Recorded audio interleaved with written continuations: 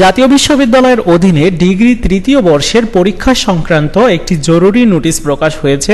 আজকের ভিডিওতে সেই নোটিশটা আপনাদের সাথে শেয়ার করব। তাছাড়া পরীক্ষার বিষয়ে সর্বশেষ কী খবর রয়েছে সেই বিষয়টাও জানিয়ে দেব। চলুন শুরু করা যাক। আপনারা দেখতে পাচ্ছেন গত 14 তারিখে এই নোটিশটা দিয়েছে, যেখানে বলা হচ্ছে ডিগ্রি পাস ও সার্টিফিকেট কোর্স তৃতীয় বর্ষের ইনকোর্স পরীক্ষার নম্বর এন্ট্রির সময় বৃদ্ধি সংক্রান্ত বিজ্ঞপ্তি।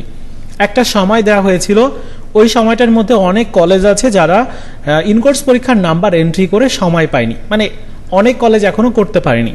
তাদের জন্য লাস্টবার সময়টা বাড়ানো হয়েছে, 17 মে থেকে শুরু হবে এবং 19 মের মধ্যে এটা কমপ্লিট করতে বলা হয়েছে। আর যারা ইনকোর্স পরীক্ষা এখনো পর্যন্ত যে সকল শিক্ষার্থী দিতে পারেননি, আপনারা গিয়ে কলেজে গিয়ে কথা বলেন।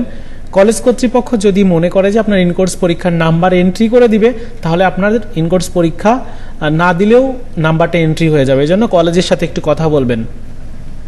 এরপর এখানে আরও বেশ কিছু বিষয় উল্লেখ করেছে।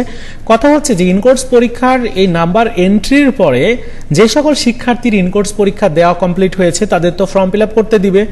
সো ফর্ম ফিল আপের নোটিশটা কিন্তু খুব তাড়াতাড়ি আসবে।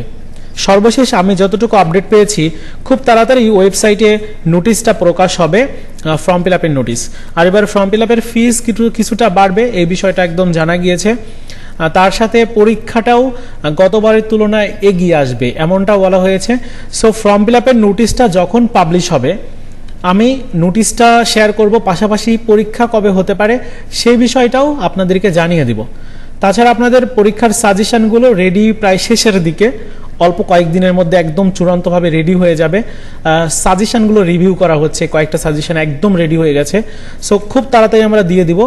তো আপনারা আমাদের চ্যানেলের সাথে কানেক্টেড থাকবেন। আর যখন যে সাজেশনটা দিব ওইটা আপনারা যে হোয়াটসঅ্যাপ আমাদের রয়েছে ওইখানে গিয়ে যোগাযোগ করে নিয়ে নেবেন। তো এই ছিল আজকের মতো ভিডিও। দেখা হচ্ছে নতুন ভিডিওতে। ভালো থাকুন সবাই, ধন্যবাদ।